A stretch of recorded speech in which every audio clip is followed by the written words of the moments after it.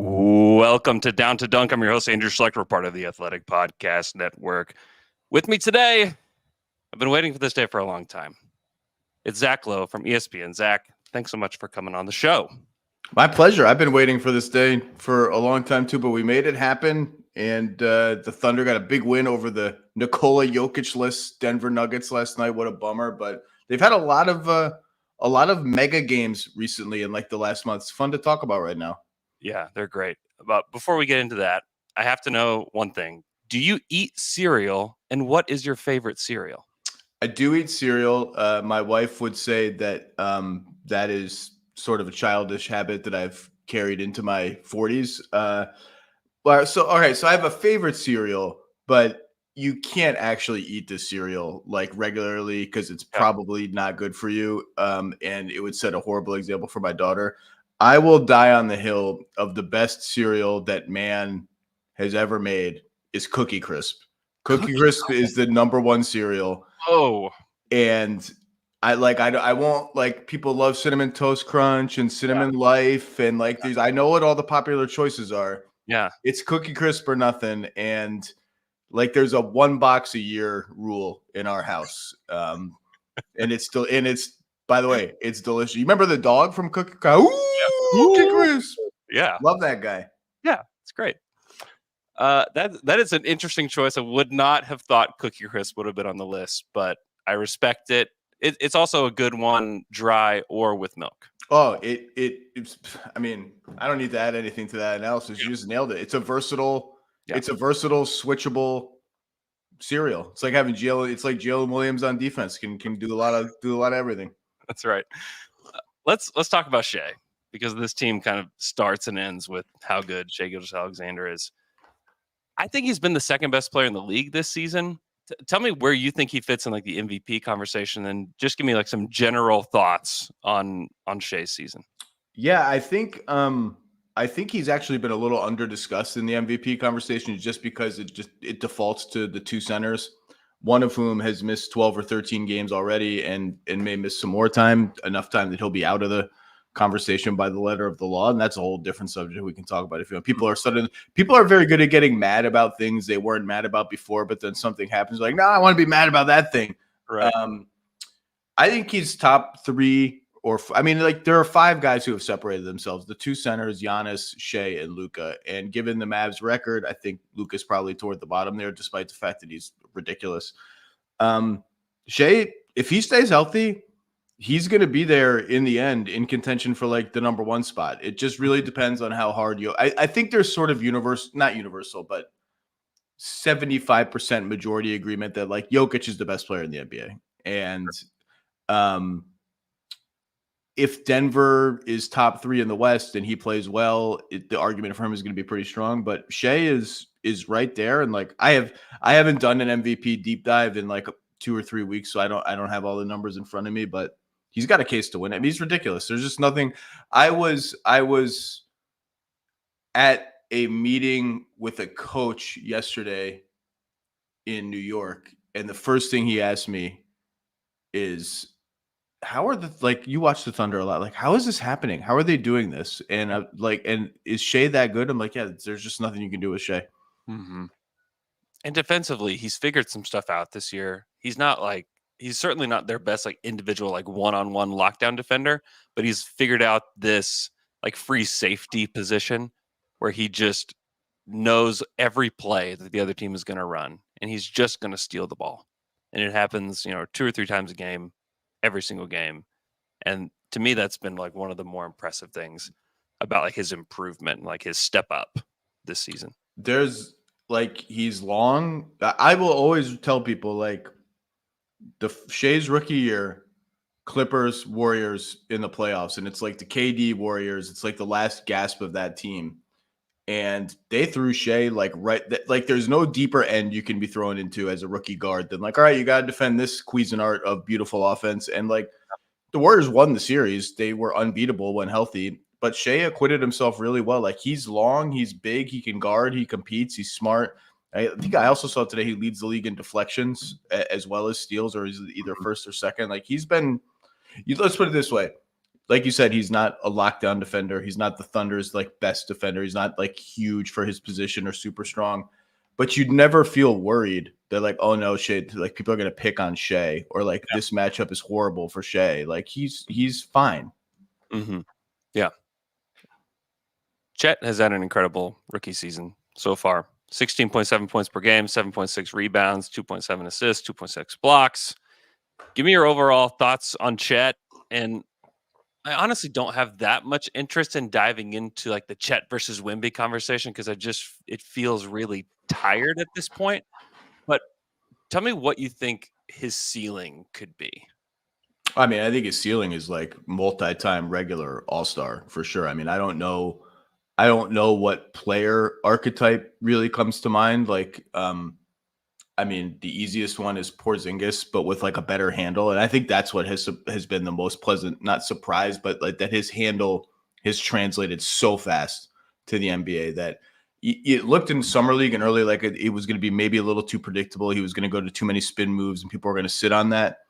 And he's been like, you run him off the line, or like sometimes you don't even run him off the line. He's just like, I want to drive now because I feel like I can get a good shot. He's really good at that. Like, like, I don't want to put any kind of ceiling on him. He's going to be. I think he has an all-star case this year. I don't think he's going to make it. He didn't make my 12-man roster because the West is just so loaded. But he's been awesome, and like that's the biggest. That is the obviously the biggest reason the Thunder have outperformed even high expectations for them this season is it was just impossible to know like what is this dude going to do after a redshirt year as a rookie with no NBA experience, and you didn't know how to project it. You certainly wouldn't have projected like this. This is a game changer. It's a franchise changer. Yeah, he's been incredible. And he's just, and this is kind of the trait of most of the guys that play on this team is that they're just ultra competitive, like just like a next level competitive. You saw it this month with the Thunder. They played 17 games. They had 5 back-to-backs. They played 11 road games. It was a crazy month. And yet like they came out looking really good still, even though they kind of sputtered here at the end of this month. But they were crazy impressive. And a lot of it is like Chet. I didn't think Chet should play last night because he looked absolutely gassed against the Wolves on Monday. And then he came out and was incredible and protected the rim and hit that crazy 3 at the end of the game. I mean, he was very good, and he continued the shot blocking from day one. Yeah. Not just the verticality, all of it. Like, I think people scoot past that a little too fast because, oh, he's big, he's long. Like, that was going to be a skill he was going to have. His timing, he has the timing of like a 15-year veteran. He walked in the door with like, I know exactly when to rotate, when to jump, when to kind of fake and go back and try to box out. Obviously, rebounding is a weak spot for the Thunder. We can talk about that if you want. Yeah. But he plays like this whole team. We've talked about this. They play like you would not, if you watch them on a regular definition television when you couldn't see their faces and how young they are, they do not play like a young team. That is the best virtue you can say of this Thunder team. They're so young, and their steeliness, their poise, their decision-making when the floor is in motion and the ball's moving around and the defense is in rotation, it's like that good veteran level team. It's just astonishing how mature they are for their age. Mm-hmm. And part of that maturity too comes from what J-Dub has done this season. Like he's only a second-year player. You kind of have to remind yourself while you're watching him that this is only like the middle of his second year. But he has such a mature game, and his pull-up has been a real weapon this year. His defensive versatility that you mentioned earlier, he'll defend anybody that you ask him to, and he does a pretty good job at it. He's not like some elite defender, but I think he has the potential to be because he does have long arms and he's super smart. What do you think about his leap? Yeah, I think he does have the potential to be an elite defender. Like he's gigantic. His arms. What is his wingspan? I don't know off the top of my head. It's over 7 feet. Yeah. I mean, it jumps off the screen, and when you see him in person, which I have a few times in the last month, he's just huge. Yeah. And to your point, like almost by default, a lot of times he has to guard the big fours, whether it's Kawhi Leonard or Karl Towns the other night.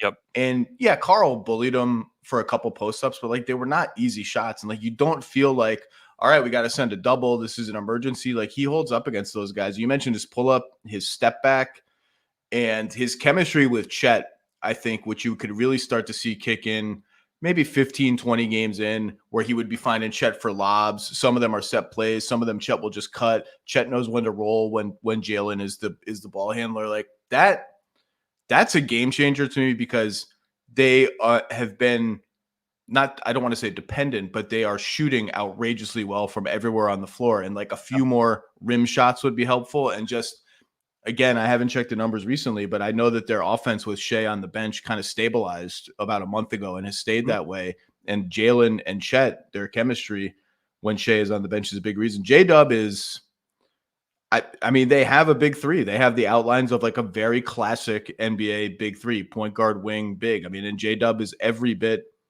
Has he been their second best player this year as Chet? I mean, I hate parsing teams like that, but it's definitely a conversation. It's not just like Chet mania, Jalen over here to the side. Yeah, I think there's been pockets where it has been Chet, and then I think more consistently it's been J-Dub, because and a lot of it's like that fourth quarter scoring, because you know that he's just going to come in, he's going to get you like 7 to 9 points like almost every game in the fourth quarter. Talk about competitive, by the way. I bet you heard this. It was noted around him and the Thunder that he was left off the Team USA 41 player for whatever it was for like the deep pool for the Olympic team. Yep. It was noted that he's not going to be happy about that. That he's one of those guys who will remember that.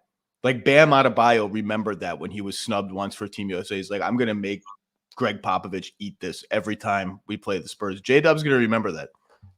And it's one of those things that as an observer, you think, I think he should have been on the list, but you're almost like, I'm kind of glad he didn't make it, because it's like, just like that chippiness is going to be even more present. And so I could not be a bigger J-Dub fan. We were on NBA Today 2 weeks ago, and I was out in LA, and we were doing like a Thunder highlight. I don't remember what. I think it might have been the Clippers. No, it was a game they won, so it wasn't. They lost both LA games, right, in LA in crypto. And we're talking over the highlight. When we're talking over these highlights off camera, it's just sort of a free for all, unless Malika like specifically tees you up. You can just like shout things. Yeah. And I just shouted, like literally shouted, Jalen Williams is a star. And in our feedback, we get feedback emails every day from when we're on the show. The head producer was like, love that you just shouted, because it's cool when people just shout. And B, like, I'm glad that's the guy you shouted, because we probably haven't talked enough about him in relation to Chet and SGA. And I was like, good, I'm glad I will shout it all day long. That dude is a monster. Yeah, he's really good. He looks like a star, and did at points last season too, especially at the end of last season. But he just looks like the classic NBA star. He's got the pull-up jumper. He hits the three. He gets to the hoop. I mean, he does everything. I mean, what would you say is like his major flaw? I mean, I don't. Does he have one? I mean, for a second-year player, is there? Yeah, this is kind of what he shot he's over 40% from three this year, right? Yeah. I guess, like, I would say, actually, I think to me, and if we are going to talk about 3-point shooting, he just needs to take more. I guess that's one. And like, I'm trying to picture him like, and again, it's very early in his career, but live dribble, pick and roll, 14 feet out. Can he manipulate the floor, keep his dribble alive, pocket passes, all that? Like, you see some of that, but like, he's a second-year player. Like, the fact that you even see some of that is crazy. Yeah. Yeah, you can see it coming. Pick a Luke Walton all-star off of this team. Just give me one. Give me your favorite. It's down to, I mean, right off the top, Kenrich Williams has been in that column before. Yeah. He's just a classic. Like, who is this guy? Where did they find him? Why did he bounce around the league? And he's just good. Like, Kenrich Williams is a good player. Yeah. And then the other one is obviously Isaiah Joe, just like discarded by the Sixers. The still the diehard Philly fans, like, if you say Isaiah Joe's name to them, they're like, oh God, why? Why did we give him up? And now he's like absolutely essential and on the floor in crunch time a lot for one of the 4 or 5 best teams in the NBA. Who else would it be? Like, I'm trying to think who comes off there. Jason Wallace. He's a rookie. You can't be. Can't be a rookie. Can't be a rookie. Profiles as one of those guys. Though. He's good though, and like you nailed this when you came on my pod 2-3 months ago. We talked about how he's chilling in the dunker spot and how lucky are they to have a rookie who doesn't care that like, oh, just go guard Steph Curry and like never shoot. And you were like, just keep an eye on him. He can do a lot more stuff with the ball. And like, he's starting to do a lot more stuff with the ball. That dude is good. Mm-hmm. Everybody's good. What an abundance of talent and draft. It's just crazy. Yeah. Who's not good? Poku? Are we down to Poku? We're down to Poku. Usman Jeng is he going to be in Tulsa next year again or wherever? I guess they don't play in Tulsa anymore. Oklahoma City, wherever they play. They play in the same arena actually that the Thunder do. Yeah, it's probably Us and Poku, but it's like these like classic like swing for the fences, and if you miss, it's whatever, kind of guys that you knew. Like there's a lot of risk with both of those guys. I thought just deep cut, because why not do a deep cut? Yeah. I was watching Pistons Cavs last night because that's the life that I lead. And it was Cleveland's first game with Garland and Mobley Black. So I was like, all right, let me dial into this game. And of all people, Marcus Sasser made this like slide back 3-pointer where his like step back was like 8 feet and he got so open and nailed it. And you know where I'm going with this. The first thought in my brain was, man, I haven't seen Trey Mann in a while. Like I always kind of liked Trey Mann, and that was his shot. He's just buried. He cannot get on the floor. There's a lot of guards on the team, and there's it's not a bad thing. He just can't. He's not good enough. But I like him. Yeah. The step back is a true like elite skill of his. Like that's his elite skill. Is just creating space out of nothing, and he can do it. I think he can play for somebody. I kind of hope he's beloved by his teammates. Those guys love Trey Mann, and so I think they kind of like him hanging around just because he's great for morale. But I think he could go play for somebody and like play legitimate minutes for somebody off the bench. So Luke Walton All-Stars, typically the rule, I haven't written that column in a couple of years because I'm too busy now, but typically the rule would be you have to switch teams a bunch of times. Like you want a journeyman who's been on a few teams. Okay. Lou Dort doesn't qualify as that, but his journey fits the archetype of that kind of player. He's just fun to watch, man. I should have got my Dort license plate down from my TV backdrop over Where'd you get that? What's the story on that? It just arrived in the mail one day, and that's all I could say about it. Okay, gotcha. So the Thunder's major flaw is obviously rebounding. In your eyes, how big of a problem is it? And is it something that you think they need to address at the trade deadline? I don't think it's a huge problem, particularly if you just isolate it to like, we know we're not going to be a good offensive rebounding team. That's not what we're designed to be. Can we just dial it up a little bit on the other half of the court? And I think they probably can a little bit with some focus. Everybody wants them to address it, right? And you're like, well, okay, how? And everyone wants them to go get a center. Like, go get a center that can play next to Chet. And Chet is so versatile that I get why people want them to do that. You could put any number of centers next to him because of his shooting and his ability to guard some fours if you need him to.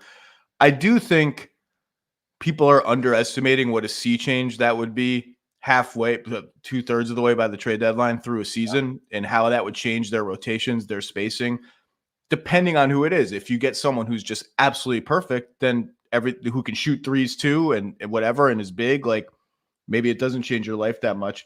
But I've had a little bit of trouble trying to find who that player would be. People have mentioned Capella. I'm like, that's a big, just throwing in another rim runner like that is a big, big change. People have thrown out Wendell Carter Jr. That's closer to the archetype that I think would be good. But it's still a big change. And my whole thing with the Thunder is like, I'm less concerned with the position than I just want them to get one more good rotation player, almost regardless of position. So I have not been super worried about their rebounding. It just takes one bad matchup, though. Like, you draw a great offensive rebounding team in the first round, it could be a problem. But, that's what can you do about that? So speaking of the trade deadline, I'm going to throw some players at you. You tell me, on a scale of 1 to 10, how interested should the Thunder be in each player? Can I just go 10 for all of them? I want the Thunder to do something so badly. But, okay, go ahead. Try to weight it as much as you can. Okay. Cam Johnson. Let me bring up some salaries. The salary is not great, but it's not bad either. I'll say 7. 7. Okay. Yeah, I mean, it's not rocket science here that putting good shooters around Shai equals good for your team. And so like a bigger shooter like Cam, I think is interesting. I don't know if the Nets would be willing to move him or what it would even cost for a player like that, but I think he's interesting. I think you've hit on one of the more interesting teams going into the trade deadline. Let's put it that way in terms of optionality. Cam Johnson's got 4 years left on his deal at like 23 a pop. He's good. He's good. Like he's good. He defends hard. That's a good name. I haven't thought about him as much because in my head I've penciled him in as like more likely to be on the Nets going forward than some of the other guys you're probably about to bring up. But that's a good name. That'll cost you though. I mean, not that it matters. They have so many goddamn picks, but it'll cost you. How many picks do you think it would take? 3? More? I mean, minimum two, just because the Nets will say, I know what you have. Like teams are going to leverage the Thunder's volume of picks against them. So like, I know what you have. I've got these other guys I can trade that are more expendable that I can get some draft equity for. So you got to bowl me over. So 2 and some other stuff, probably. 3 is a lot. 3 is a lot. Gordon Hayward. 3.5. Okay. Even if it's like for Bertans, Poku, and a second. Well, I mean, again, the price matters, and he's on an expiring deal. I've now reached the point where I just don't know when or if he's going to play, and I don't trust him to play. Yeah.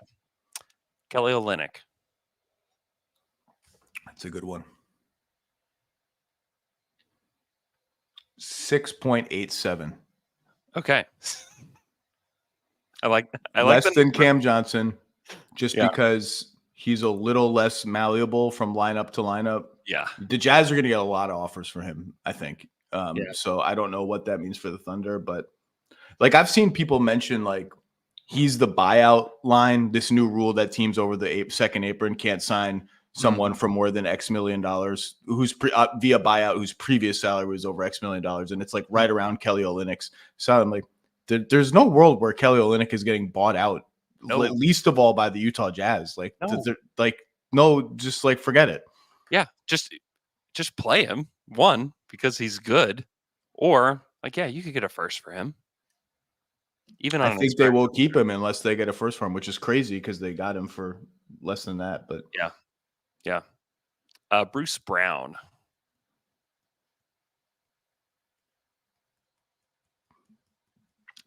5.5. Okay. Only because between Giddey and Dort, I just feel like I have enough guard-sized guys who people are going to dare to shoot threes and like make a lot of their hay by moving around and setting screens and doing stuff like that. I feel like he's a little more redundant than the other guys you've mentioned, but he's very good, and I'm a big Bruce Brown fan. Mm-hmm. Yeah, I'm kind of with you that I feel like they just need kind of one more guy. And we saw that against Minnesota, where I think if they just really just had one more guy that you're like, we can count on that guy. Well, that was an interesting game to me, and I talked about this on my podcast the day after. Like, it was interesting that the Wolves, how they matched up in that game. They put Jaden McDaniels on Chet, so you're just not getting any pick and pop threes. And they put their bigs on Giddey and Dort and said, we're not really scared of you guys hurting us from deep or off the dribble, even though Dort has been 40% all season. And Giddey, to his credit, when teams play him like that and more teams are doing it, he shoots. Like, he made 3 threes in the first 5 minutes of the game. I don't know how many ended up taking, but he took 7. He was 3 of 7. Yeah, which is like fine. And Dort, it's interesting because the deeper they get, the more teams will just throw everything at the best players. And that was a game where, partly because I don't know if that's what you mean that they could use one more guy, but that was a game where like I bookmarked that in my brain as like that felt like a game where they could use one more guy for that reason because of those matchups. Yeah. Oh, so they played Aaron Wiggins a lot. What are your thoughts on Aaron Wiggins? He's another guy that profiles as a Luke Walton All-Star but wouldn't qualify. But you have thoughts on him? Well, look, he can defend the hell out of everybody, and he's shooting like everyone on the team 40% from 3 the last time I checked. And if that's like, and he will occasionally do something with the ball against a closeout where you're like, oh, Aaron Wiggins. He just feels like I've seen this guy before on a lot of different teams who like pops a little bit in the regular season and then has like one bad playoff game and you don't see him again Yeah. Like he get for like probably coaches pull him. I don't know how Dagnall is going to be as a playoff coach, but I feel like coaches sometimes overreact to that. Like, oh, this guy's a fringe rotation player, can't play in the playoffs. I feel like I could see that happening with Aaron Wiggins. Mm-hmm. Royce O'Neal. Whatever I gave for Cam Johnson, go 0.2 above that. Oh, above that. Okay. Just Yeah. because it's expiring, it's no harm, no foul. He's a high volume 3-point shooter, smaller than people think. Like people think of him as a small ball four, and he's played that before, but he's only 6'4", I think. And he's like a smart mover on and off the ball. Like he'll set random screens, he'll run around and cut the way the Thunder's guards do. And he's sneakily, like he had a lot of games this year where he had 4, 5, 6 assists. Like he moves the ball pretty well. I like Royce O'Neal. He's lost a little bit of his oomph on defense, but I that again, a name that lots of people are going to ask about. Yeah. Yeah, he's a pretty thundery guy. We've recently heard about rumors about the Rockets interested in this player, and it doesn't necessarily even mean that he's available. But Mikal Bridges. I don't think he's going to be available. Okay. Obviously, that's one where you, if you ever got wind that he's gettable, and look, anyone's gettable. If Presti calls Sean Marks and is like, I'll give you 6 first-round picks and whatever, like, well, okay, then we got a conversation at least. Yeah. But that's one, if you get wind of it, you kind of reorient a lot of things about your franchise on a dime, because guys like that just don't become available. I'm not that he's like an all-star or a superstar. I think he could make an all-star team one day if he stays in the East mostly, but he's really, really good. I don't see, who knows what they'll do. I would guess he will not be available. Denny Avdia.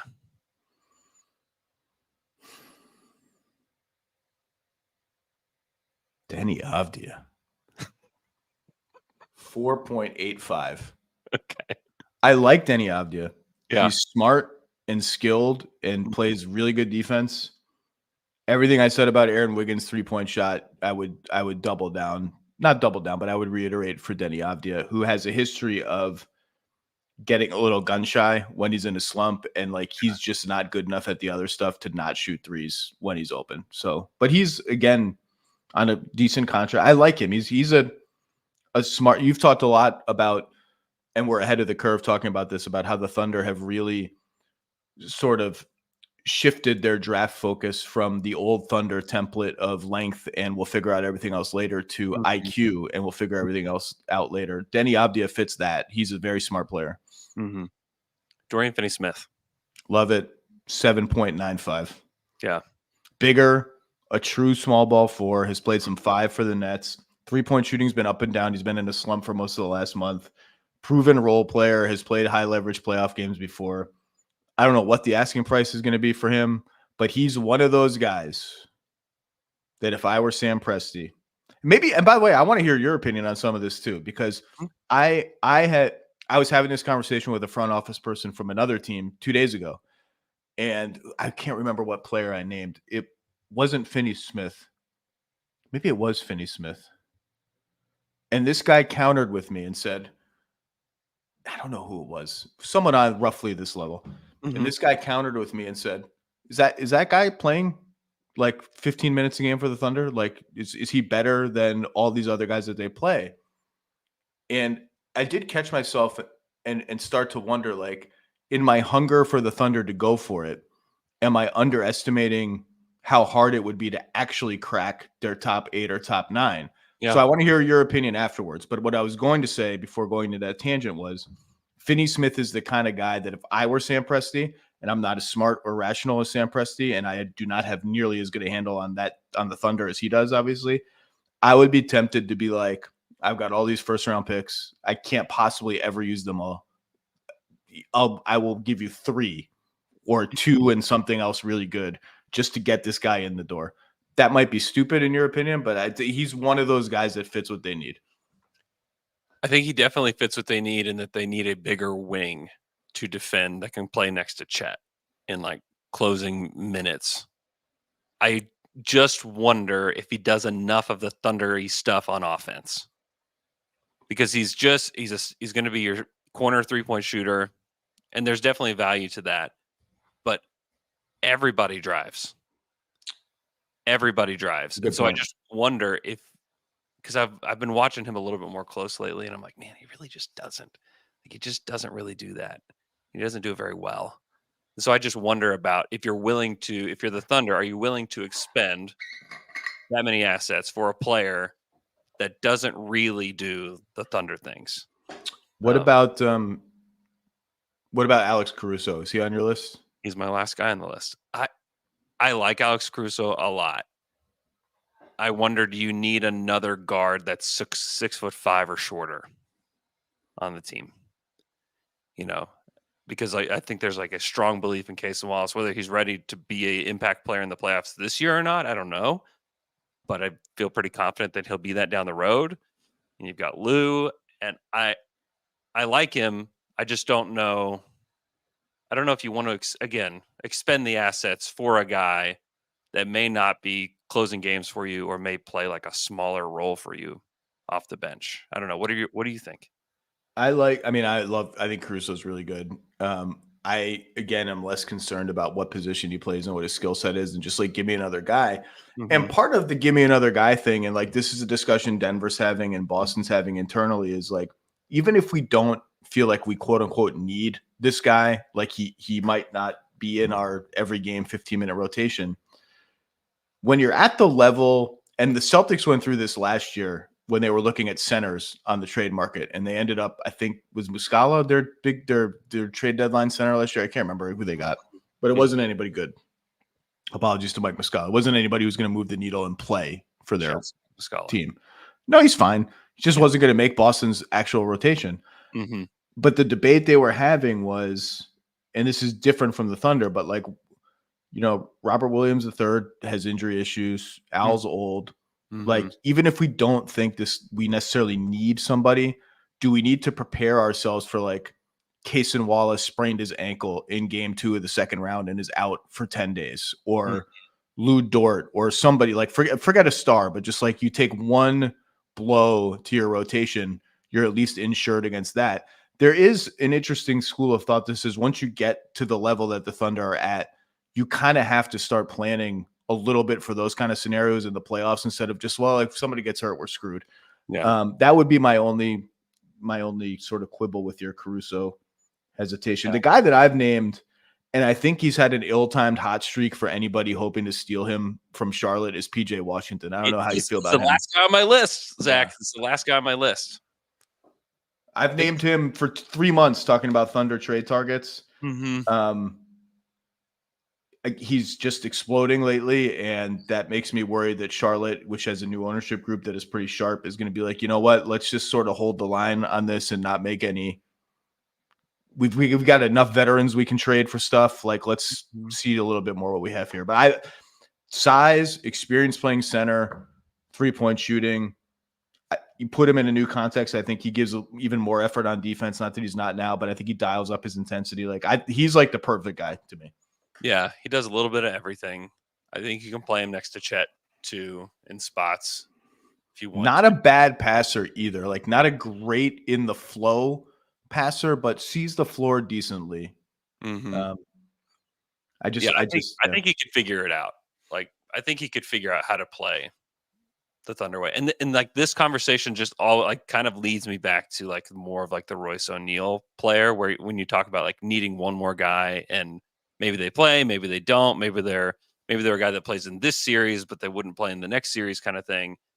I have a hard time believing the Thunder would expend the assets to get like Wendell Carter or Caruso or even Dorian Finney-Smith and be like, I don't know exactly how these guys fit or if we would play them, a ton of minutes.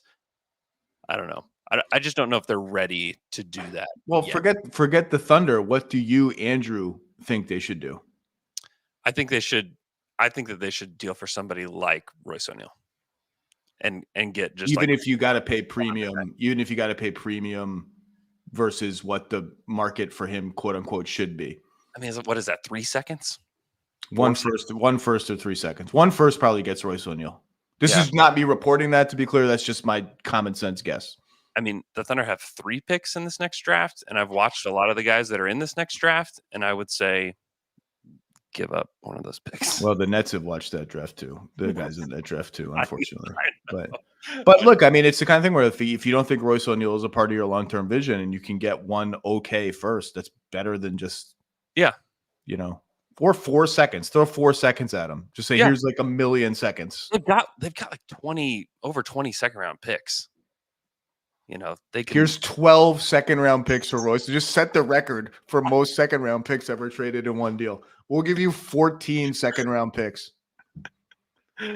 They should call about Mikal Bridges and say, look, we're not giving you any first. Yeah. We will literally give you 20 second round picks for Mikal Bridges. You can put in the press release we received. We traded Mikal Bridges for 20 draft picks. 20 draft assets. That's a good idea. You should just try it. That rumor would start floating around everywhere. Did you hear the Thunder offered 20 second round picks for somebody? That's ridiculous. Zach, thanks so much for coming on the show. Obviously, if you're listening to this show, you love basketball. You should listen to the Low Post. I'm sure you already are listening to the Low Post. Go check it out on YouTube as well. Zach, thanks so much, man. My pleasure, Andrew. You do fantastic work covering not just the Thunder, but when you pop on, the Athletics National Pod, you got the pulse of a lot of different teams. It's always fun listening to you. And buckle up. We got a week out. Yep. Let's make something happen. Let's do it. Let's do it. Thanks, Zach. Thanks for having me.